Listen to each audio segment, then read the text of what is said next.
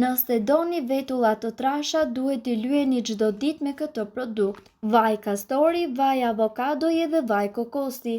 Kombinimi i këtyre 3 vajrave jo vetëm që do të trash vetullat tuaja brenda 2 javësh, por do të forcoj folikulat e qimeve dhe do t'u jap atyre një trajtmë harmonike.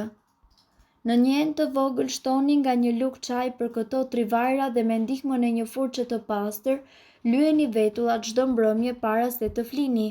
Acidet yndyrore omega 3 dhe vitamina që përmbajnë të 3 duhet të veprojnë me njëherë për vetullat tuaja. Lëng qepe.